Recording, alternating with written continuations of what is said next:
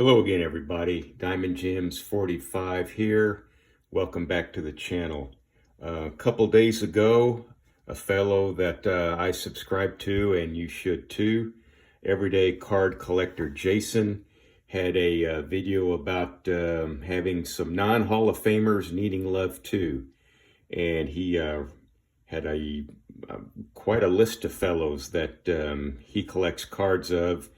He had some Ted Kluszewski cards, some Ferris Fane cards, a Dick Allen card, and he said that if you're a set builder, and it's true, if you're a set builder, most of the players in that set are not in the Hall of Fame for sure, and they need a lot of love too. And here I'm going to give a couple players some love, both of them Cardinals for the most part in their career, and I'm going to start right now with former Cardinal, former Giant in New York and San Francisco, and former Philly, Bill White. Bill played 13 years in the majors, like I said, mainly with the Cardinals, also was a Philly, played for the San Francisco Giants and the New York Giants. He played for 13 years, like I said. He was a .286 lifetime hitter. He had a career OPS over 800. He won 6 straight Gold Gloves. He was Keith Hernandez before Keith Hernandez became a Cardinal as far as first base Gold Gloves are concerned. Won a ring with the 1964 Cardinals. Best season was probably 1962. He hit .324 and had 20 homers. But when he won a ring with the Cardinals in 1964, he still hit over 300 and still had 20 homers. Later, after his playing career, he became a broadcaster with the mainly the Yankees. He also did maybe about upwards of about 10 hockey games for the New York Rangers. As far as the Yankee broadcasting, he was on call for the Bucky Dent homer in the playoff game against the Red Sox. He worked on ABC's Monday Night Baseball. He also worked the Winter Olympics in 1980 and 1984.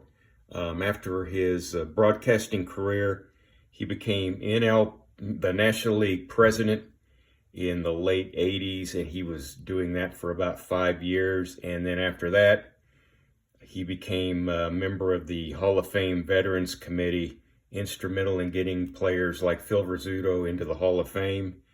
And he was he was put into the St. Louis Cardinals Hall of Fame in 2020, and he is still with us at the ripe old age of 90. So here's to Bill White, mainly of the St. Louis Cardinals. As you know, I am a Cardinal collector. Here's his 1969 card in a mint 9. And one more I have. This is the Bill White card, 1964, the World Champions Cardinals, and it's a near mint 8. I have one more fella to talk about, and you can probably tell who it is. If he's not a Hall of Famer and he's a Cardinal, it's Curt Flood. Curt played Major League Baseball for 15 years. He was a lifetime .293 hitter, had 7 Gold Gloves in a row. He won a World Series with the Cardinals in 1964 and 1967. And his best year was on the 1967 Cardinal team, where he hit .335, had a .414 on base percentage. Interesting stat about Curt: his high school outfield consisted of him, Vada Pinson, and Frank Robinson. So that I would assume that team went undefeated.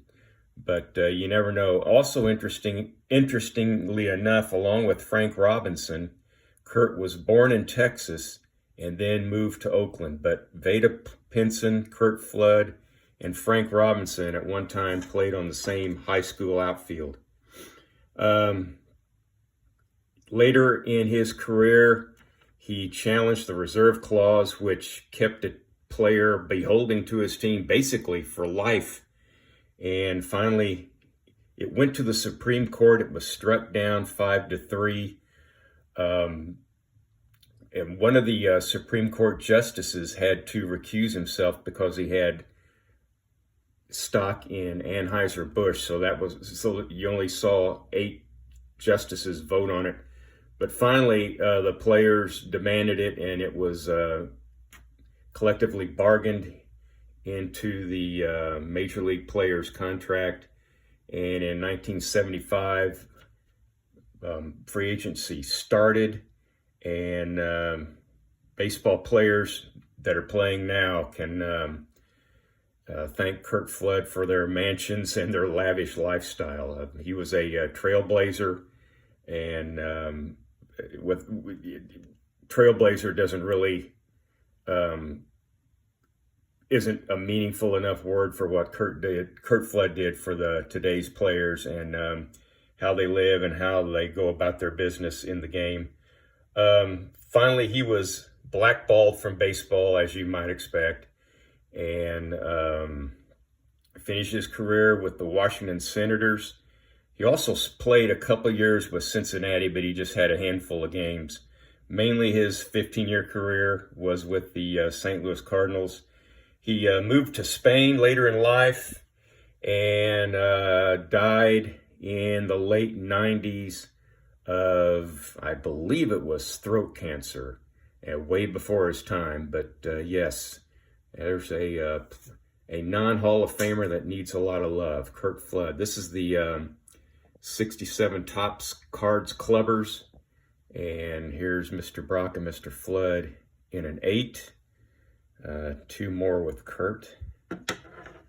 Here's his, some people say it's a short print. I don't really think it is, but here's his 1962 in an 8, that 1962 high number, and it's a condition sensitive set. So that's a nice looking card of Curt Flood from 1962. And one more, 1967, best Cardinal team in my lifetime. Here's Curt in a 8.5. So yes, there's for Jason, everyday card collector.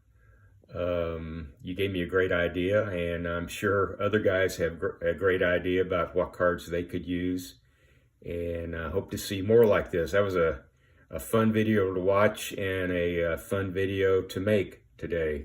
Two of my favorite Cardinals that were never in the Hall of Fame, and for various reasons probably won't be. They've had plenty of chances in the Veterans Committee and such, but so far they're both not in.